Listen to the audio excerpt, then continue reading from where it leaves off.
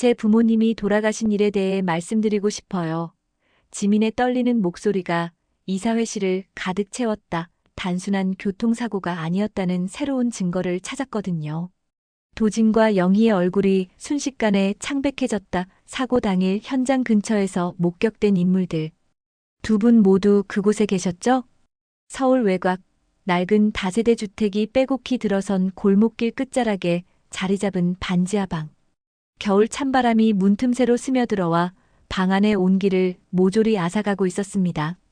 좁은 원룸 안에는 낡은 싱크대와 전기밥솥 하나, 그리고 여러 번 기워놓은 이불 한 채가 전부였어요. 24살 지민은 알람 시계가 울리기도 전에 눈을 떴어요. 새벽 4시 반, 아직 세상이 잠들어 있는 시간이었습니다. 찬 바닥에서 올라오는 냉기가 등뼈를 타고 올라와 온몸을 얼어붙게 만들었어요. 오늘도 또 시작이네. 작게 중얼거린 지민은 세면대 앞에 섰습니다. 거울 속 자신의 모습을 마주한 지민. 야윈 얼굴에는 피로가 가득했고 볼은 움푹 들어가 있었어요. 하지만 그 눈빛만큼은 달랐습니다. 아무리 힘들어도 포기하지 않겠다는 의지가 담겨 있었거든요. 지민아, 오늘도 힘내자. 거울 속 자신에게 격려의 말을 건넸어요. 찬물로 세수를 마친 지민은 유일한 외투를 꺼냈습니다. 어머니가 입던 베이지색 코트였어요. 12년 전 어머니가 마지막으로 입었던 그 코트. 소매는 해져서 실밥이 나와 있었고 왼쪽 단추 하나는 떨어져 나간 지 오래였지만 지민에게는 세상에서 가장 소중한 겨울옷이었어요. 엄마, 오늘도 함께 해주세요. 작게 속삭인 지민은 어머니의 사진이 놓인 작은 식탁을 바라봤습니다. 액자 속 어머니는 환한 미소를 지으며 지민을 바라보고 있었어요. 젊고 아름다웠던 어머니의 모습에서 지민은 용기를 얻었습니다. 구독과 좋아요는 무료입니다. 부탁드립니다. 세월 담은 사연을 찾아주신 고마운 분들께 기쁨과 행복이 가득하시길 바랍니다. 사연 시작합니다. 10분을 걸어서 도착한 곳은 작은 편의점이었어요. 24시 편의점이라고 적힌 간판의 형광등이 깜빡거리고 있었습니다. 문을 열고 들어서자 따뜻한 온기가 얼굴을 감쌌어요. 지민아, 왔구나. 오늘도 새벽 근무 고생이 많겠다. 50대 중반의 김 사장님이 반갑게 인사했어요. 지민이 이 일을 시작한 지 2년째 딸처럼 아껴주는 분이었습니다. 네, 사장님. 오늘도 잘 부탁드려요. 지민은 앞치마를 두르고 본격적인 일을 시작했어요. 새벽 시간대는 손님이 많지 않았습니다. 진열대 정리부터 시작해서 바닥 청소, 유통기한 확인까지 하나하나 정성스럽게 상품을 진열하는 지민의 모습은 마치 예술작품을 만드는 것 같았어요. 새벽 5시쯤 되자 첫 손님이 들어왔습니다. 공사장에서 일하는 아저씨였어요. 컵라면 하나 하고 커피 한 잔 주세요. 네, 잠깐만요. 지민은 능숙하게 커피를 내려드렸습니다. 고맙습니다라는 아저씨의 인사 한마디가 지민에게는 큰 힘이 되었어요. 오전 9시가 되자 아침 근무자가 교대하러 왔어요. 지민 씨, 수고 많으셨어요. 사장님, 내일도 잘 부탁드려요. 편의점을 나선 지민은 주머니 속 하루 알바비를 확인했습니다. 10,000원. 이 돈으로 오늘 하루를 버텨야 했어요. 집으로 돌아가는 길, 지민은 문득 그날을 떠올렸습니다. 12살 되던 해 겨울, 세상이 완전히 바뀌어버린 그 끔찍한 날 말이에요. 부모님과 함께 살던 그 작은 아파트에서의 마지막 저녁. 지민아, 우리 딸은 정말 착하다. 어머니가 마지막으로 해주신 말씀이었어요. 그리고 그 다음 날 아침 모든 것이 끝났습니다. 교통사고 한 번에 부모님을 잃고 지민은 하루아침에 고아가 되었어요. 장례식장에 나타난 외할아버지 강도현. 대한민국 최대 그룹의 회장이자 지민에게는 낯선 할아버지였죠. 이제 내가 우리 집에서 살게 될 거다. 그때만 해도 지민은 할아버지가 자신을 구해주러 온 줄 알았어요. 하지만 현실은 완전히 달랐습니다. 강 회장의 저택에서 보낸 6년은 또 다른 지옥이었거든요. 내 어머니는 우리 가문을 배신한 사람이야. 그 더러운 피가 내 몸에도 흐르고 있어. 숙모가 던진 독설이 아직도 귓가에 맴돌았어요. 사촌들의 무시와 친척들의 냉대, 그리고 끝없는 소외감. 매일 밤 지민은 베개를 적시며 울었습니다. 너는 이 집의 수치야. 존재 자체가 우리에게 부담이라고. 사촌 지수가 친구들 앞에서 던진 말이었어요. 그날 지민은 결심했습니다. 18이 되면 반드시 이 집을 떠나겠다고 말이에요. 그리고 정말로 18생일날 지민은 작은 가방 하나만 들고 그 집을 나왔습니다. 나는 버려진 피. 하지만 그래도 살아내야 해. 그때 다짐했던 말이 지금도 지민의 마음속에 깊이 새겨져 있었어요. 반지하 방에 도착한 지민은 문을 열고 들어갔습니다. 여전히 춥고 습한 공간이었지만 이곳만큼은 온전히 자신만의 영역이었어요. 누구의 눈치도 보지 않아도 되고 누구에게 상처받을 일도 없는 곳이었죠. 작은 식탁 위 어머니의 사진을 바라보며 지민은 조용히 말했어요. 엄마, 정말 보고 싶어요. 가끔은 정말 힘들어요. 하지만 포기하지 않을게요. 엄마가 저를 사랑해 주셨듯이 저도 제 자신을 포기하지 않고 살아가겠어요. 라면을 끓이며 지민은 내일을 생각했습니다. 또 다른 새벽이 올 것이고 또 다른 하루가 시작될 거였어요. 하지만 지금까지 버텨왔듯이 앞으로도 버텨낼 수 있을 거라고 믿었습니다. 가난했지만 꺾이지 않는 눈빛, 그것만은 아무도 빼앗을 수 없는 지민만의 것이었습니다. 이틀 후 오후 지민은 평소와 다름없이 편의점에서 일하고 있었습니다. 바깥은 차가운 겨울비가 내리고 있었고 편의점 안에는 따뜻한 온기가 감돌고 있었어요. 지민은 새로 들어온 상품들을 진열대에 정리하며 혼자만의 평화로운 시간을 보내고 있었습니다. 그때 편의점 문이 벌컥 열리더니 한 중년 남성이 급하게 들어왔어요. 정장을 말끔히 차려입은 모습이 이 동네에서는 보기 드문 차림새였습니다. 죄송합니다. 혹시 텔레비전 좀 틀어볼 수 있을까요? 급한 뉴스가 있어서요. 네, 물론이죠. 지민은 벽에 걸린 작은 텔레비전을 켰습니다. 채널을 돌리자 뉴스 속보가 나오고 있었어요. 아나운서의 목소리가 편의점 안을 가득 채웠습니다. 속보입니다. 대한민국 최대 그룹 태성그룹의 강도연 회장이 오늘 오후 갑작스럽게 쓰러져 병원으로 이송되었습니다. 의료진은 회장의 상태가 위중하다고 발표했으며 이에 따라 그룹 경영권 승계 문제가 급부상하고 있습니다. 지민의 손이 떨렸습니다. 강도현. 자신의 외할아버지 이름이었어요. 텔레비전 화면에는 익숙한 얼굴이 나타났습니다. 차갑고 엄한 표정의 강도연 회장. 지민을 버린 그 사람이었죠. 태성그룹 관계자에 따르면 강 회장은 평소 후계자 문제에 대해 명확한 입장을 밝히지 않아왔으며 이번 사건으로 그룹 내부에 큰 혼란이 예상된다고 합니다. 뉴스는 계속 이어졌어요. 특히 강 회장의 법정 상속인 명단에는 예상과 다른 이름들이 포함되어 있어 관심을 끌고 있습니다. 그 중에서도 12년 전 가족을 잃고 행방이 묘연했던 외손녀 지민의 이름도 포함되어 있는 것으로 알려져 화제가 되고 있습니다.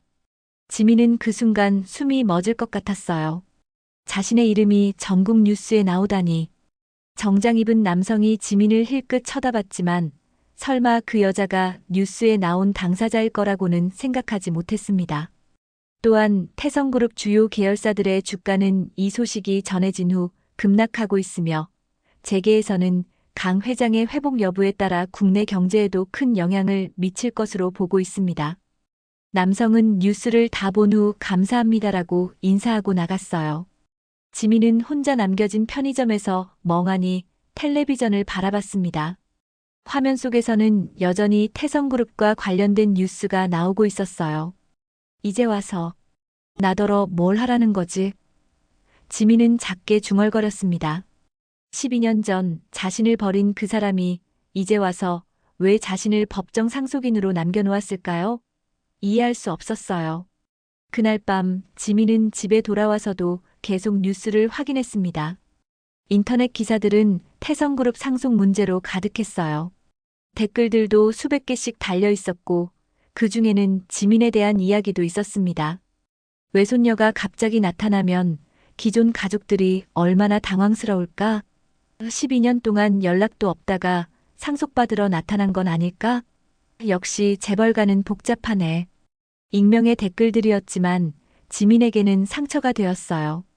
사람들은 진실을 모르고 추측만으로 이야기하고 있었습니다. 지민이 얼마나 힘든 시간을 보냈는지, 얼마나 외로웠는지는 아무도 몰랐어요. 다음 날 아침, 지민은 평소보다 일찍 일어났습니다.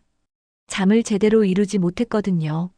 편의점으로 향하는 길에도 계속 어제 뉴스가 떠올랐어요. 정말 외할아버지가 위험한 상태일까? 그리고 정말 자신이 상속자 명단에 들어있는 걸까? 편의점에 도착하자 김 사장님이 걱정스러운 표정으로 지민을 맞아주었어요. 지민아, 어제 뉴스 봤니? 태성그룹 회장이 쓰러졌다던데. 큰일이네. 네, 저도 봤어요. 지민은 대수롭지 않은 척 대답했지만 속으로는 복잡한 심정이었어요. 오전 10시쯤 편의점 문이 열리더니 정장을 입은 두 남자가 들어왔습니다. 한 명은 중년이었고 다른 한 명은 젊은 남자였어요. 이상하게도 두 사람 모두 지민을 유심히 쳐다봤습니다. 실례합니다. 혹시 이강지민 씨가 맞으신가요? 중년 남자가 정중하게 물었어요. 지민은 깜짝 놀랐습니다. 어떻게 자신의 이름을 알고 있을까요? 네, 맞는데요. 누구세요? 지민의 목소리는 떨리고 있었어요. 저는 태성그룹 법무팀의 변호사 박민철입니다. 강도현 회장님의 지시로 찾아뵙게 되었습니다. 지민은 그 순간 다리에 힘이 빠지는 것 같았어요. 정말로 자신을 찾아온 것이었습니다. 회장님께서 지민 씨를 찾고 계셨습니다. 지금 상황이 급하니 함께 가주시면 좋겠습니다. 잠깐만요. 저는 그분과 상관없는 사람이에요. 지민은 당황하며 대답했어요. 그분이 저를 버렸잖아요. 이제 와서 왜? 지민 씨, 회장님의 유언장에 지민 씨 이름이 명시되어 있습니다. 법적으로 상속 관련 절차에 참여하셔야 합니다. 지민은 머리가 하얗게 변하는 것 같았어요. 유언장? 상속? 이 모든 게 현실인가요? 저는 그런 거 원하지 않아요. 그냥 제 삶을 살고 싶어요. 지민 씨의 마음은 충분히 이해합니다. 하지만 법적인 절차는 진행되어야 합니다. 우선 회장님을 뵈러 가시는 게 좋겠습니다. 회장님께서 지민 씨에게 하실 말씀이 있으시다고 하셨거든요. 지민은 김 사장님을 바라봤어요. 사장님은 걱정스러운 표정으로 지민을 바라보며 지민아, 가족 일이면 가봐야지. 여기는 걱정하지 말고라고 말씀해 주셨어요. 결국 지민은 변호사들과 함께 편의점을 나섰습니다. 밖에는 검은색 고급 승용차가 기다리고 있었어요. 차에 타면서 지민은 가슴이 두근거렸습니다. 12년 만에 다시 그 사람을 만나게 되다니. 차 안에서 변호사는 지민에게 상황을 설명해 주었어요. 회장님의 상태가 좋지 않습니다. 의사들은 언제 의식을 잃을지 모른다고 하네요. 그래서 급히 지민 씨를 찾은 것입니다. 그런데 정말 제가 상속자 명단에 있는 건가요? 네, 그렇습니다. 사실 회장님께서는 오래전부터 지민 씨를 찾고 계셨어요. 다만 지민 씨가 연락을 끊고 지내셔서 찾기 어려웠죠. 지민은 창밖을 바라봤습니다. 점점 익숙한 풍경들이 지나가고 있었어요. 강남 쪽으로 향하고 있는 것 같았습니다. 그곳에는 악몽 같았던 외할아버지의 저택이 있었죠. 피는 못 속입니다. 지민은 작게 중얼거렸어요. 이 모든 상황이 믿기지 않았지만 이제는 피할 수 없을 것 같았습니다. 버려진 손녀가 다시 그 집으로 돌아가게 되다니. 검은색 고급 승용차가 강남의 고급 주택가로 들어섰습니다. 지민은 차창을 통해 익숙하면서도 낯선 풍경을 바라봤어요. 12년 전 악몽처럼 떠났던 그곳으로 다시 돌아가고 있다는 사실이 믿기지 않았습니다. 드디어 차가 멈춘 곳은 웅장한 철문 앞이었어요. 강도현이라고 새겨진 대리석 표석이 여전히 그 자리에 있었습니다. 경비원이 철문을 열어주자 넓은 정원과 함께 거대한 저택이 모습을 드러냈죠. 대리석으로 지어진 3층 건물, 완벽하게 다듬어진 조경, 그리고 분수까지. 모든 것이 12년 전 그대로였어요. 도착했습니다. 박 변호사가 말했지만 지민은 쉽게 차에서 내릴 수 없었어요. 가슴이 두근거렸고 손바닥에는 식은땀이 맺혔습니다. 괜찮습니다. 천천히 하세요. 변호사의 배려, 어린 말에 지민은 깊게 숨을 들이쉬고 차에서 내렸어요. 저택의 현관문이 열리자 흰색 대리석 바닥이 눈에 들어왔습니다. 높은 천장에 걸린 화려한 샹들리에가 반짝이고 있었고 벽면에는 값비싼 그림들이 걸려 있었어요. 모든 것이 사치스럽고 차가웠습니다. 지민의 초라한 외투와는 너무나 대조적인 공간이었죠. 어머, 이게 누구야?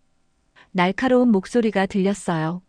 계단 위에서 내려오는 여자, 지민의 큰이모 김영희였습니다. 50대 후반의 그녀는 명품 드레스를 입고 있었고 목에는 굵은 진주 목걸이를 걸고 있었어요. 예전과 달라진 건 없었습니다. 여전히 거만하고 차가운 표정이었죠. 정말 지민이 맞네. 12년 만이구나.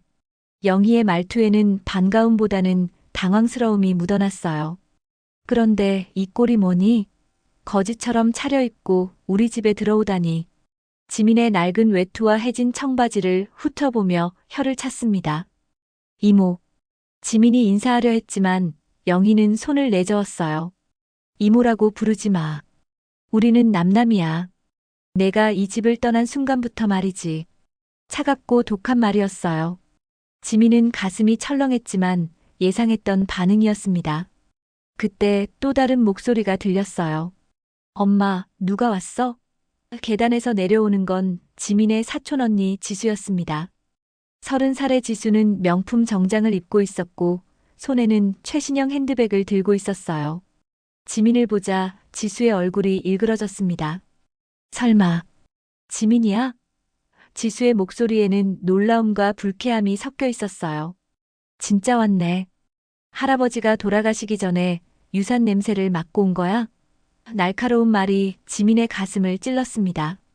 그런 게 아니에요. 저는 지민이 해명하려 했지만 지수는 들으려 하지 않았어요. 그럼 뭐야?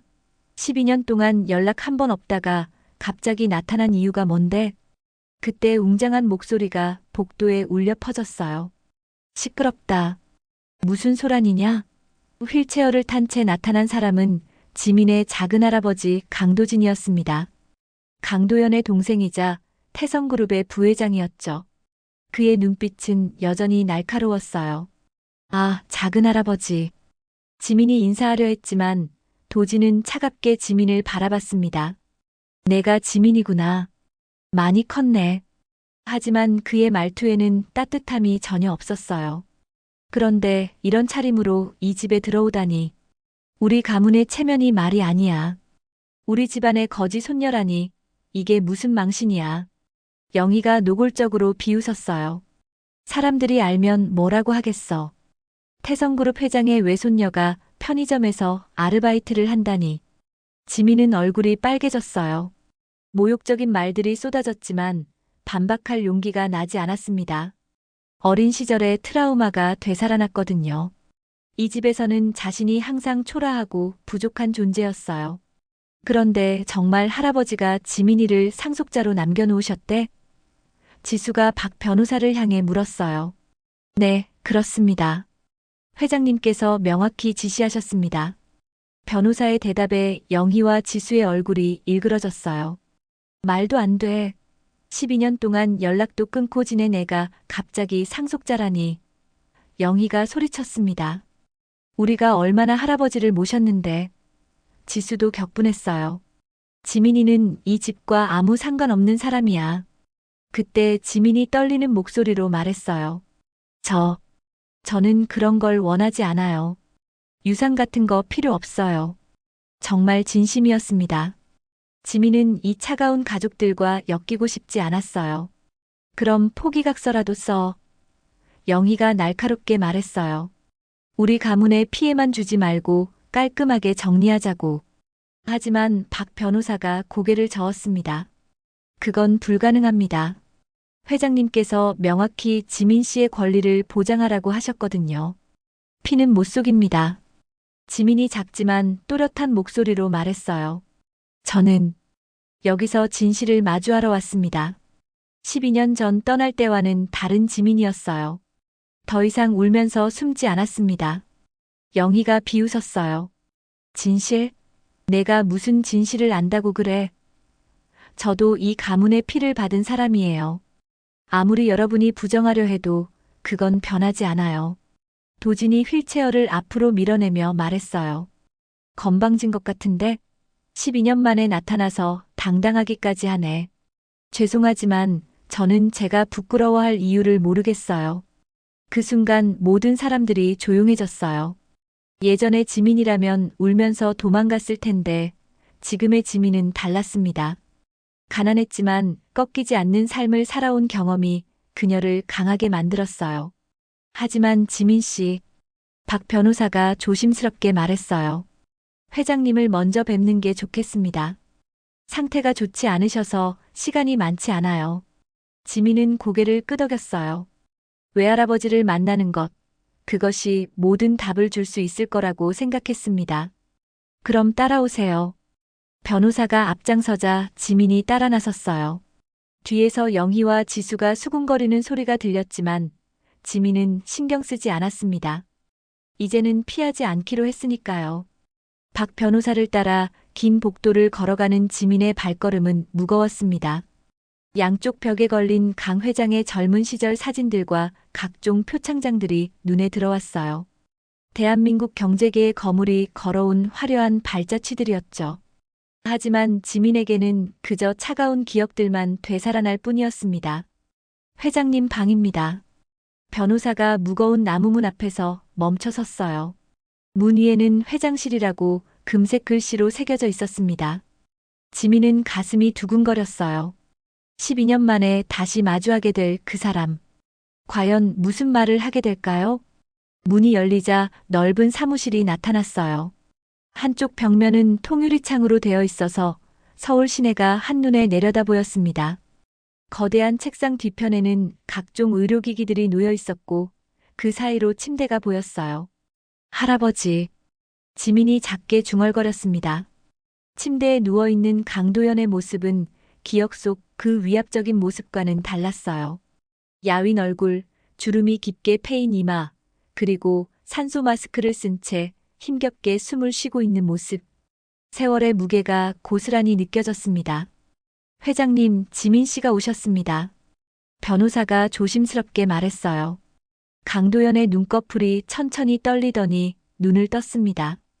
흐릿했던 눈동자가 점점 초점을 찾아가며 지민을 바라봤어요. 지민아. 강도연의 목소리는 기계음처럼 들렸어요. 산소 마스크 때문에 말하기도 힘들어 보였습니다. 정말 왔구나. 그의 눈에서 눈물이 흘러내렸어요. 지민은 그 모습에 당황했습니다. 차가웠던 외할아버지가 우는 모습을 처음 봤거든요. 왜 저를 찾으셨어요? 지민의 목소리도 떨리고 있었어요. 12년 동안 한 번도 연락하지 않으셨잖아요. 억눌러왔던 감정들이 터져나왔습니다. 저를 버리신 건 할아버지였어요. 강도연은 힘겹게 손을 들어 산소 마스크를 조금 내렸어요. 미안하다. 정말 미안하다. 간신히 나온 말이었습니다. 내 어머니, 지은이를 잃고 너무 화가 났었다. 그의 목소리에는 후회와 슬픔이 가득했어요. 어머니가 뭘 잘못했나요? 지민이 울먹이며 물었어요. 어머니는 그냥 사랑하는 사람과 결혼하셨을 뿐이에요. 그게 왜 가문을 배신한 거예요? 12년 동안 품어왔던 억울함이 쏟아져 나왔습니다. 내 어머니는 이 집안의 유일한 따뜻함이었다. 강도연이 힘들게 말했어요. 그 아이가 집을 떠났을 때 나는 모든 걸 잃은 것 같았다. 분노로. 제정신이 아니었어. 그의 고백에 지민은 놀랐어요. 어머니를 그렇게 생각하고 있었다니.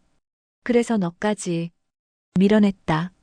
지은이를 닮은 내 얼굴을 보면 너무 아팠거든. 강도연의 눈에서 또 눈물이 흘렀어요. 하지만 너를 보낸 후 매일 후회했다. 내가 어떻게 살고 있는지, 얼마나 힘든지. 지민도 눈물을 참을 수 없었어요. 그럼 왜 찾지 않으셨어요?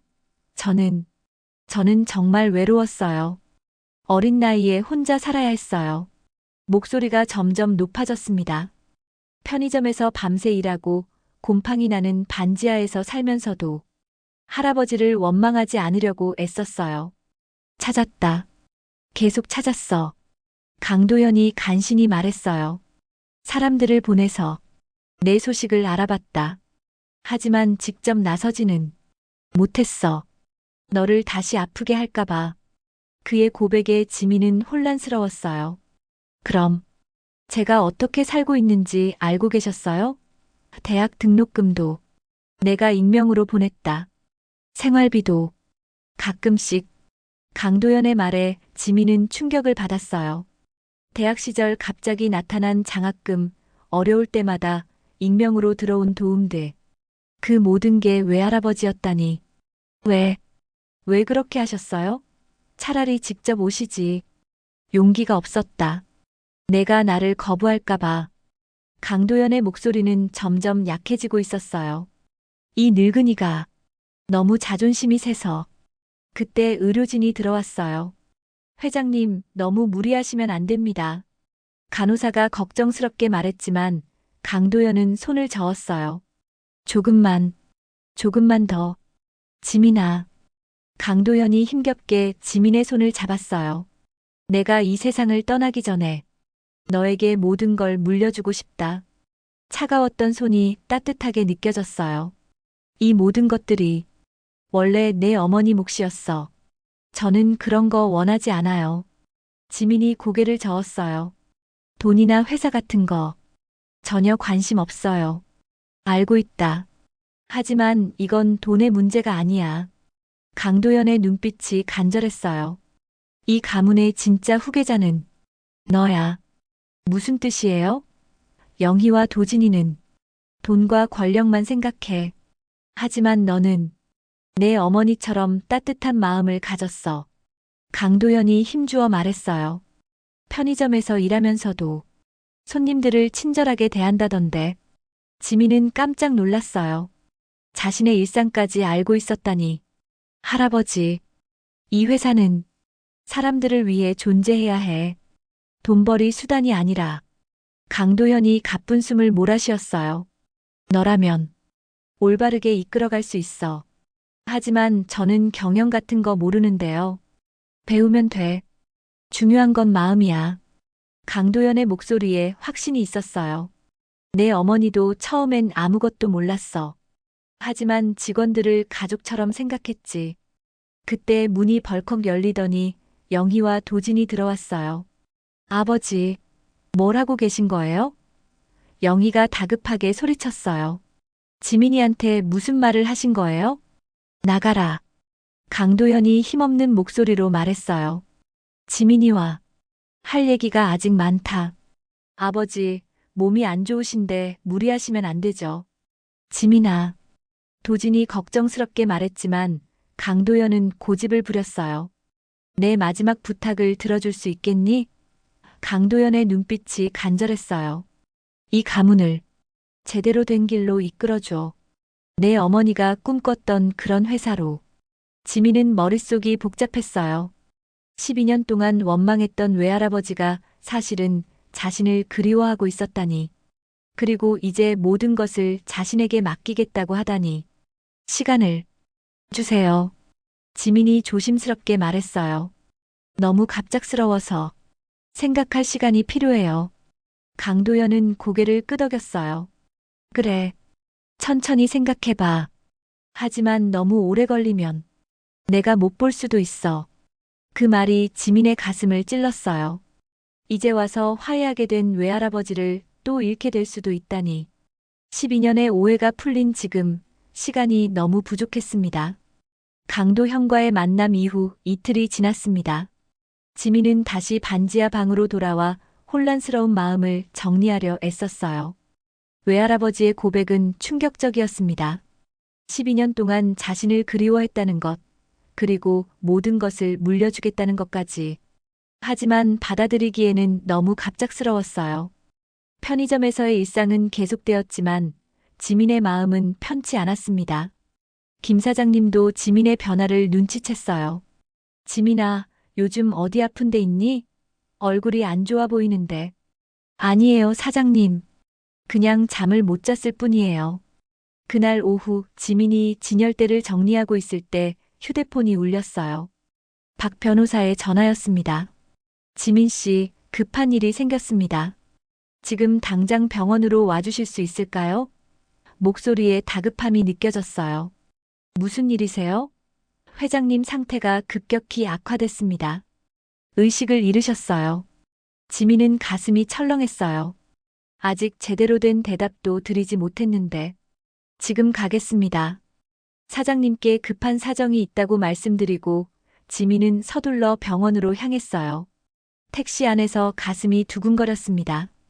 설마 이대로 영영 헤어지게 되는 건 아니겠죠? 병원에 도착하자 이미 많은 사람들이 모여 있었어요. 강 회장의 가족들과 회사 임원들, 그리고 기자들까지. 중환자실 앞은 마치 전쟁터 같았습니다. 지민이 왔네. 영희가 차가운 시선으로 지민을 바라봤어요. 이제 와서 효녀 노릇하려고. 독설이 날아왔지만 지민은 신경 쓰지 않았습니다. 지금은 외할아버지의 상태가 더 걱정되었거든요. 의사 선생님은 뭐라고 하세요? 지민이 박 변호사에게 물었어요. 언제 깨어날지 알 수 없다고 합니다. 최악의 경우. 변호사는 말을 잇지 못했어요. 지민은 가슴이 무너지는 것 같았습니다. 그때 도진이 휠체어를 타고 다가왔어요. 지민아, 이제 현실을 받아들여야 할 때야. 그의 목소리는 차갑고 단호했습니다. 형이 의식을 잃은 이상 회사 경영은 우리가 맡아야 해. 무슨 뜻이에요? 너는 아직 어리고 경험도 없어. 회사를 맡기기에는 무리야. 도진의 말에 영희도 고개를 끄덕였어요. 그러니까 상속 포기 각서에 사인이나 해. 그게 모두를 위한 일이야. 지민은 그들의 진짜 속마음을 알 수 있었어요. 외할아버지가 의식을 잃자마자 자신을 배제하려 하고 있었습니다. 할아버지가 깨어나실 때까지 기다려야 하는 거 아닌가요? 언제 깨어날지도 모르는데. 지수가 비웃으며 말했어요. 그 사이에 회사는 어떻게 되고 주가는 계속 떨어지고 있어. 실제로 강도연의 의식불명 소식이 알려지자 태성그룹 주가는 급락하고 있었어요. 그래서 임시 경영진을 구성해야 해. 도진이 서류를 꺼냈어요. 여기 사인만 하면 돼. 내 몫은 현금으로 정산해 줄게. 눈앞에 펼쳐진 것은 상속 포기 각서였습니다. 지민은 서류를 바라봤어요. 사인 하나면 모든 게 끝납니다. 다시 평범한 삶으로 돌아갈 수 있어요. 하지만 그것이 정말 옳은 일일까요? 외할아버지의 마지막 부탁을 저버리는 것 같았어요. 시간을 주세요. 지민이 조심스럽게 말했어요. 너무 급작스러워서. 시간이 없어. 영희가 소리쳤어요. 회사가 무너지고 있는데 무슨 시간을 달라는 거야. 그때 중환자실 문이 열리고 간호사가 나왔어요. 환자분이 잠깐 의식을 되찾으셨습니다. 하지만 아주 잠깐일 것 같으니 가족분 한 분만. 모든 사람들이 술렁였어요. 당연히 내가 들어가야지. 영희가 나섰지만 간호사는 고개를 저었어요. 환자분이 지민 씨를 찾으셨습니다. 지민은 놀랐어요. 의식을 잃은 상태에서도 자신을 찾다니. 말도 안 돼. 도진이 화를 냈지만 의료진의 결정을 번복할 수는 없었어요. 지민은 떨리는 마음으로 중환자실에 들어갔습니다. 강도연은 여전히 약해 보였지만 눈빛만은 또렷했어요. 지민아, 왔구나. 간신히 나오는 목소리였습니다. 네, 할아버지. 지민은 침대 옆에 앉았어요. 내가 오래 버티지 못할 것 같다. 강도연의 고백에 지민의 눈에 눈물이 맺혔어요.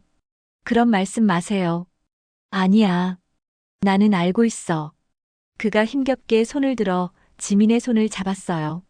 지민아, 내 마지막 부탁이다. 강도연의 눈빛이 간절했어요. 이 서류를 받아줄 수 있겠니? 베개 밑에서 꺼낸 봉투를 지민에게 건넸습니다. 이건 진짜 유언장이야. 지민은 놀라서 봉투를 받았어요. 할아버지, 밖에 있는 것들은 가짜야. 내가 진짜로 남기고 싶었던 건 따로 있어. 강도연의 고백에 지민은 충격을 받았어요. 그 안에는 내 어머니에 대한 진실도 들어있어. 강도연의 목소리가 점점 약해지고 있었어요. 영희와 도진이 숨기고 있는 것들. 그때 의료기기에서 경고음이 울렸어요. 지민아, 약속해줘. 강도연이 마지막 힘을 다해 말했어요. 이 가문이 진실을 밝혀줘. 그의 손에서 힘이 빠졌고 눈꺼풀이 천천히 감겼습니다. 할아버지, 할아버지. 지민이 소리쳤지만 강도연은 다시 의식을 잃었어요.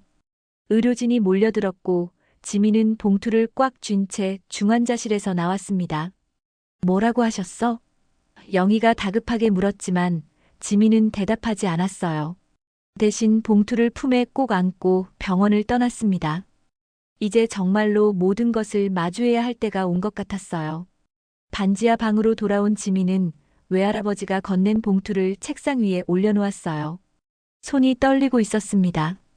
과연 그 안에는 어떤 진실이 들어있을까요?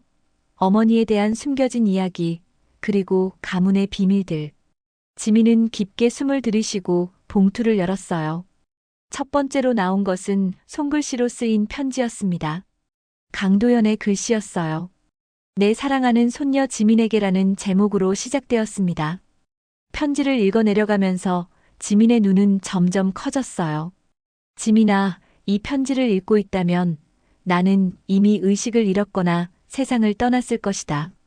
내게 말하지 못한 진실들이 너무 많았어. 가장 큰 비밀은 내 어머니 지은이의 죽음에 관한 것이다. 지민의 가슴이 두근거렸어요.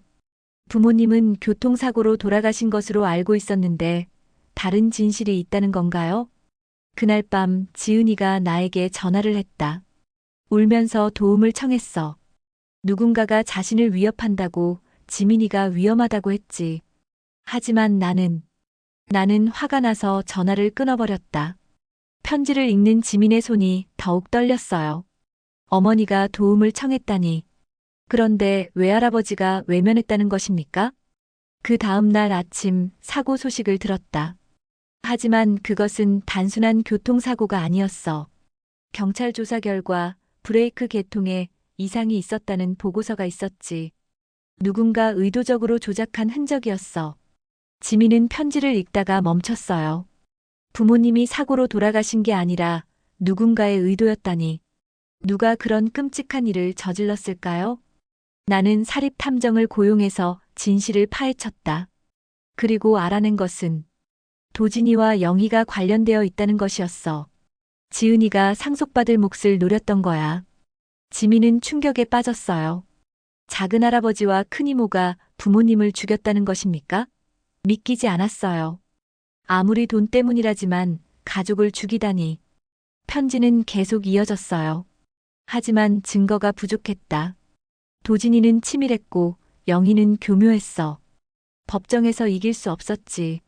그래서 나는 다른 방법을 택했다. 너를 보호하기 위해 멀리 보낸 것이야. 보호하기 위해서? 지민이 작게 중얼거렸어요. 그럼 자신을 버린 게 아니라 지키려고 했던 건가요? 너를 내 곁에 두면 언젠가는 같은 위험에 처할 것이라고 생각했어. 도진이와 영희가 너까지 해칠까봐 두려웠거든. 하지만 그것은 내 잘못된 판단이었어. 너를 혼자 버려둔 것이 가장 큰 죄였지. 지민의 눈에서 눈물이 흘러내렸어요. 12년 동안 원망했던 외할아버지가 사실은 자신을 지키려고 했다니. 그 긴 시간 동안 얼마나 고통스러웠을까요? 봉투에서 두 번째 서류를 꺼냈어요. 그것은 사립탐정의 조사 보고서였습니다. 사고 당일의 상세한 기록들, 차량 정비 기록, 그리고 의심스러운 인물들의 동선까지. 모든 것이 도진과 영희를 가리키고 있었어요. 세 번째는 진짜 유언장이었습니다. 공증까지 마친 정식 문서였어요. 내용을 읽어보니 지민에게 태성그룹의 모든 지분과 재산을 물려준다고 되어 있었습니다. 그리고 마지막에는 특별한 조건이 적혀 있었어요. 상속인 이강지민은 부모의 죽음에 대한 진실을 밝혀야 하며 가해자들에게 법적 책임을 물어야 한다. 지민은 유언장을 다시 읽어봤어요. 외할아버지는 자신에게 단순히 재산만 물려준 것이 아니라 부모님의 복수를 부탁한 것이었습니다. 그때 휴대폰이 울렸어요. 모르는 번호였습니다. 여보세요? 지민 씨입니까? 저는 기자 민수라고 합니다. 태성그룹 관련해서 인터뷰를 요청드리고 싶은데요. 기자요? 네, 태성그룹 내부의 비리와 관련해서 취재하고 있습니다. 혹시 시간 되실 때 만나뵐 수 있을까요? 지민은 잠깐 생각했어요. 지금 상황에서 기자를 만나는 것이 도움이 될까요? 어떤 비리 말씀이신가요? 회계 조작, 비자금 조성, 그리고 12년 전 사건과 관련된 내용입니다. 민수의 말에 지민은 깜짝 놀랐어요. 12년 전 사건이라니 설마 부모님 사고를 말하는 건가요? 혹시 제 부모님 일을 아세요? 네, 그때부터 의문을 품고 있었습니다. 단순한 사고가 아니라고 생각했거든요. 민수의 대답에 지민은 마음이 기울었어요. 어디서 만날까요? 조용한 카페에서 만나시죠. 신논현역 근처 카페 모모는 어떠세요? 1시간 후 지민은 약속 장소에 도착했어요. 민수는 30대 초반의 젊은 남자였습니다. 진지한 표정으로 노트북을 앞에 두고 앉아 있었어요. 안녕하세요, 지민 씨. 만나 뵙게 되어 반갑습니다. 안녕하세요. 그런데 어떻게 제 부모님 일을 아시게 된 거예요? 제가 그때 인턴 기자였거든요.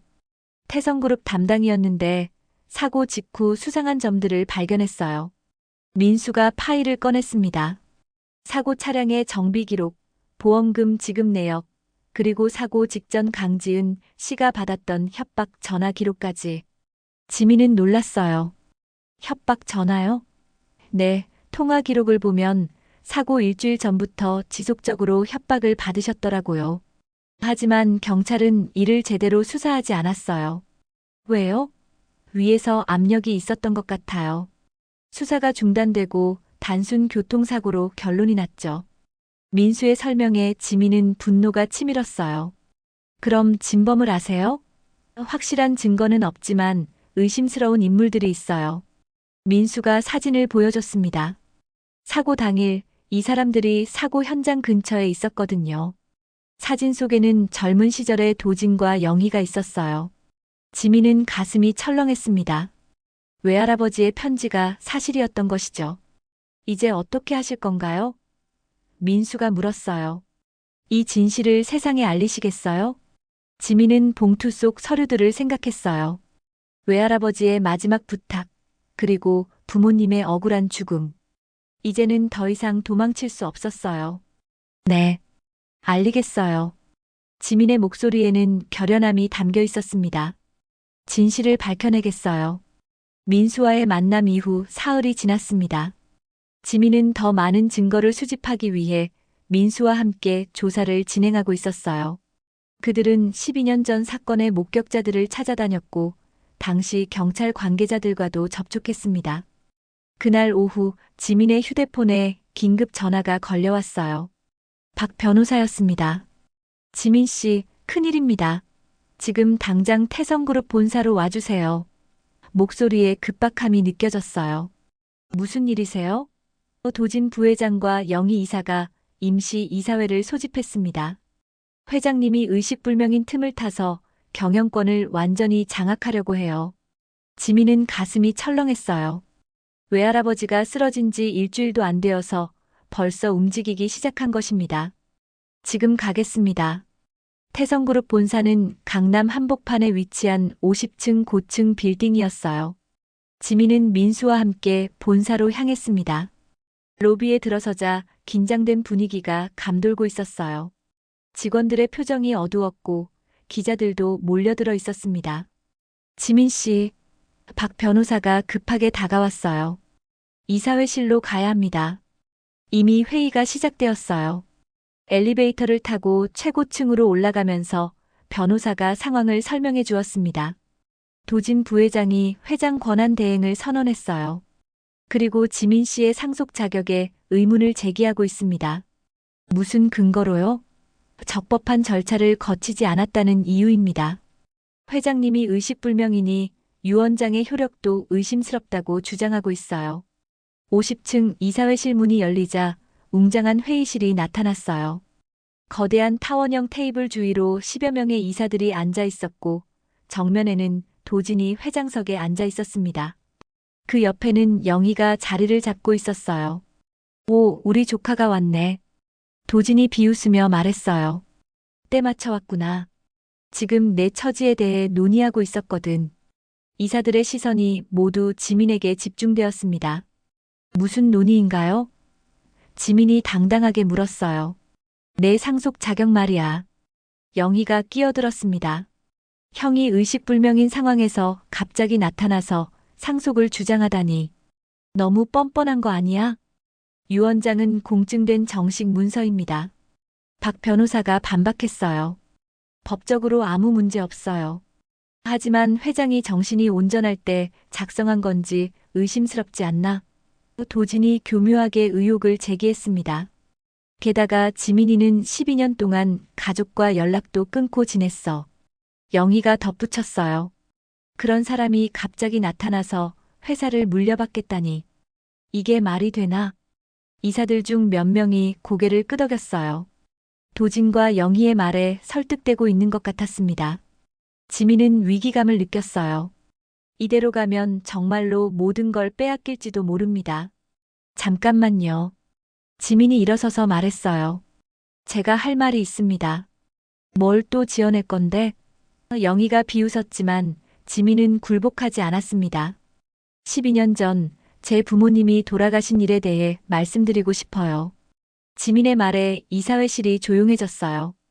단순한 교통사고가 아니었다는 새로운 증거를 찾았거든요. 도진과 영희의 얼굴이 굳어졌어요. 무슨 소리야? 그건 이미 끝난 일이잖아. 도진이 다급하게 말했지만 지민은 계속했습니다. 차량 정비 기록을 보면 브레이크 계통에 인위적인 조작 흔적이 있어요. 그리고 사고 직전 어머니가 받으신 협박 전화들도 확인했습니다.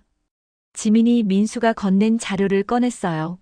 그리고 사고 당일 현장 근처에서 목격된 인물들의 신원도 파악했어요. 지민의 시선이 도진과 영희를 향했습니다. 두 분 모두 그곳에 계셨죠? 말도 안 되는 소리야. 영희가 소리쳤어요. 증거도 없으면서 무슨. 증거는 있어요. 지민이 봉투를 꺼냈습니다. 할아버지가 남기신 진짜 유 원장과 함께 사립탐정의 조사보고서도 있거든요. 이사들이 술렁였어요.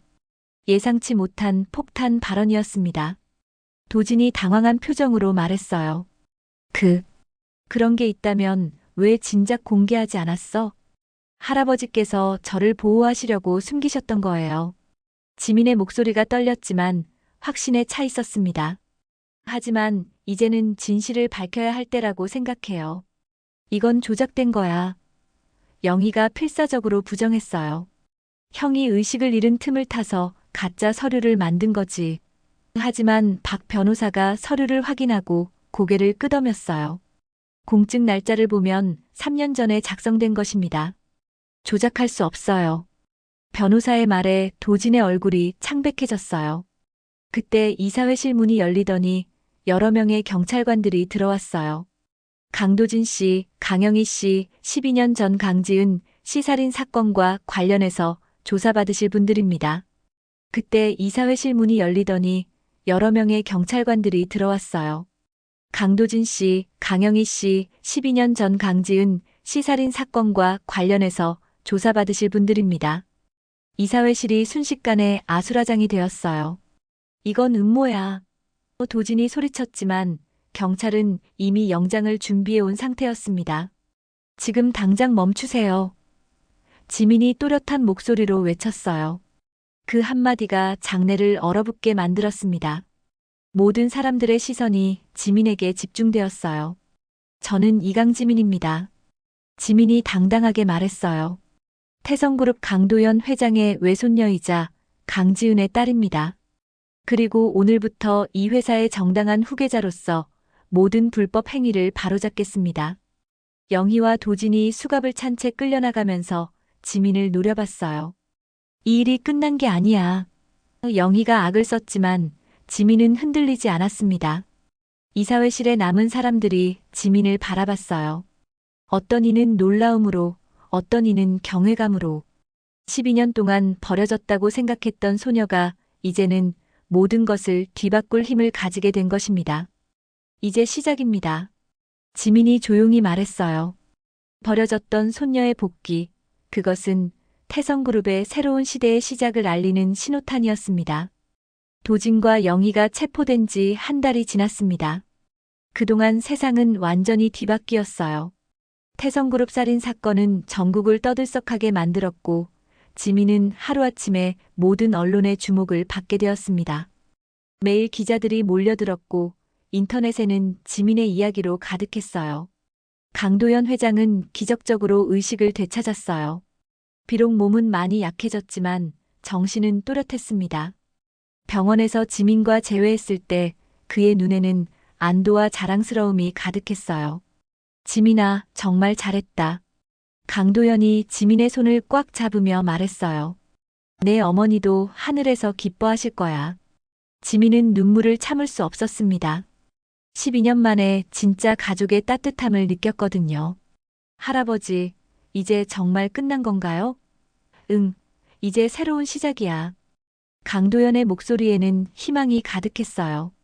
재판 준비 과정은 치열했습니다. 민수 기자는 연일 새로운 증거들을 발굴해냈어요. 12년 전 사건의 목격자들이 하나둘 나타나기 시작했고, 당시 경찰 수사를 방해했던 정황들도 드러났습니다. 지민 씨, 이제 승산이 있어 보여요. 민수가 자신감 있게 말했어요. 검찰 조사에서 도진과 영희는 처음에는 모든 혐의를 부인했어요. 이건 조작된 증거야. 영희가 소리쳤지만 증거는 너무나 명확했습니다. 사립탐정의 조사보고서, 차량 정비 기록, 협박 전화 통화 내역까지 모든 것이 그들의 범행을 가리키고 있었어요. 특히 결정적이었던 것은 당시 정비소 직원의 증언이었습니다. 분명히 브레이크 라인을 건드린 흔적이 있었어요. 하지만 위에서 조용히 하라고 해서 그의 증언으로 사건의 진실이 완전히 밝혀졌어요. 재판이 시작되자 전국의 이목이 집중되었습니다. 법정은 매일 방청객들로 가득 찼고 언론들은 연일 재판 소식을 보도했어요. 지민은 피해자 가족으로서 법정에 섰습니다. 저희 부모님은 단지 사랑하는 사람과 행복하게 살고 싶었을 뿐입니다. 지민의 목소리가 법정에 울려 퍼졌어요. 그런 부모님을 돈 때문에, 상속권 때문에 죽인 것을 절대 용서할 수 없습니다. 하지만 저는 복수가 아닌 정의를 원합니다. 지민의 진술에 방청석에서는 흐느끼는 소리가 들렸어요. 판사도 숙연한 표정으로 지민의 말을 들었습니다. 피해자의 딸이 이토록 성숙한 모습을 보여주니 더욱 안타깝습니다. 도진의 변호사는 마지막까지 무죄를 주장했어요. 증거가 정황적일 뿐이고 직접적인 증거는 없습니다. 하지만 검사의 반박은 강력했습니다. 피고인들의 동기, 기회, 그리고 범행 후 행동까지 모든 것이 완벽하게 일치합니다. 최종 변론에서 지민이 다시 한번 발언했어요. 저는 이 재판을 통해 부모님의 명예를 회복하고 싶었습니다. 그리고 이런 일이 다시는 일어나지 않기를 바랍니다. 지민의 당당한 모습에 많은 사람들이 감동했어요. 판결일 법정은 숨막히는 긴장감에 휩싸였습니다. 판사는 엄숙한 목소리로 판결을 선고했어요. 피고인 강도진은 살인죄로 무기징역에 처한다.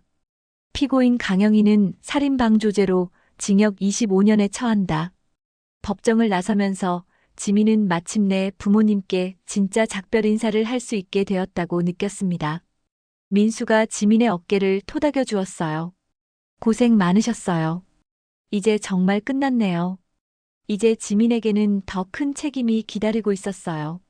태성그룹의 새로운 회장으로서 회사를 이끌어야 했습니다. 처음에는 막막했지만 강도현과 박 변호사, 그리고 선량한 임직원들의 도움으로 하나씩 배워나갔어요. 경영은 사람이 하는 것이야. 강도현이 조언해 주었습니다. 내가 가진 따뜻한 마음만 잃지 않으면 돼. 그게 진짜 리더십이야.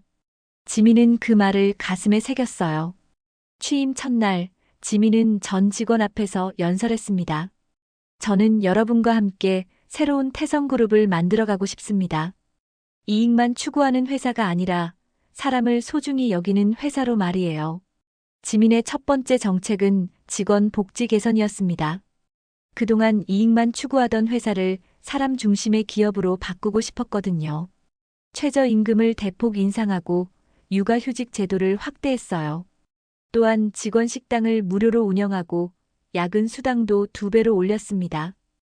회장님, 주주들이 반발할 수 있습니다. 임원들이 걱정했지만 지민은 확신을 가지고 있었어요. 직원들이 행복해야 회사도 발전할 수 있어요. 단기적으로는 손해일 수 있지만 장기적으로는 반드시 도움이 될 거예요. 실제로 지민의 정책은 효과를 거두었습니다. 직원들의 만족도가 높아지면서 생산성도 급격히 증가했어요. 이직률은 현저히 줄어들었고 우수한 인재들이 태성그룹으로 몰려들기 시작했습니다. 태성그룹의 이미지도 크게 개선되었고 주가는 오히려 상승했어요. 지민은 또한 사회공헌에도 힘썼어요. 어려운 환경에서 자란 자신의 경험을 바탕으로 소외계층을 위한 재단을 설립했습니다. 희망의 씨앗 재단이라는 이름으로 고아원과 소년소녀 가장들을 지원하는 활동을 시작했어요. 저처럼 어려운 환경에서 자란 아이들에게 희망을 주고 싶어요. 지민이 재단 설립 기념식에서 말했어요. 모든 아이들이 꿈을 포기하지 않고 살아갈 수 있도록 도우겠습니다. 어느 날 지민은 예전에 일했던 편의점을 찾아갔습니다. 김 사장님은 지민을 보자 깜짝 놀라면서도 반가워했어요. 우리 지민이가 이렇게 훌륭하게 됐구나. 텔레비전에서 봤는데 정말 자랑스럽더라. 사장님 덕분이에요. 지민이 고마움을 표했어요. 힘들 때 저를 믿어주셔서 여기까지 올 수 있었어요.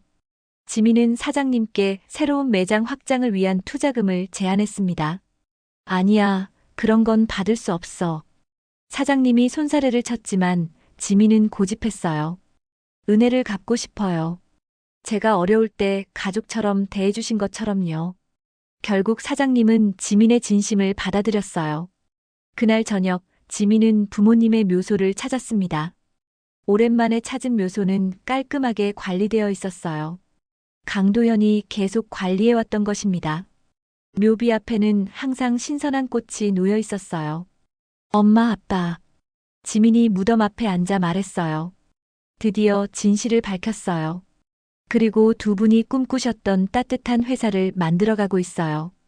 바람이 불어와 지민의 머리카락을 살랑살랑 흔들었습니다. 처음엔 복수만 생각했어요. 하지만 이제는 더 중요한 게 있다는 걸 알겠어요. 지민의 목소리에는 성숙함이 묻어났어요. 미움보다는 사랑으로, 복수보다는 용서로 세상을 바꿔나가는 것. 그게 제가 해야 할 일이에요. 몇 달 후, 지민은 희망의 씨앗재단에서 운영하는 작은 도서관에서 아이들에게 책을 읽어주고 있었습니다. 화려한 정장 대신 편안한 옷을 입고 아이들과 눈높이를 맞춰 앉아 있었어요. 그래서 신데렐라는 왕자님과 행복하게 살았답니다. 지민이 이야기를 마치자 아이들이 박수를 쳤어요. 선생님, 신데렐라처럼 저희도 행복해질 수 있을까요? 물론이야. 지민이 아이를 안아주며 말했어요. 포기하지 않고 꿈을 향해 나아가면 반드시 행복해질 수 있어. 선생님처럼 말이야. 아이들의 맑은 웃음소리가 도서관에 울려 퍼졌어요. 도서관 창문으로 따뜻한 햇살이 들어왔어요. 지민의 얼굴에는 평화로운 미소가 떠올랐습니다. 가난했지만 꺾이지 않았던 그 눈빛은 이제 많은 사람들에게 희망을 주는 빛이 되었어요. 버려졌던 손녀는 이제 세상을 따뜻하게 만드는 사람이 되었습니다. 그리고 그 따뜻함은 계속해서 더 많은 사람들에게 전해져 갔어요. 구독과 좋아요 부탁드립니다. 구독은 무료입니다. 세월 담은 사연을 찾아주신 고마운 분들께 기쁨과 행복이 가득하시길 바랍니다.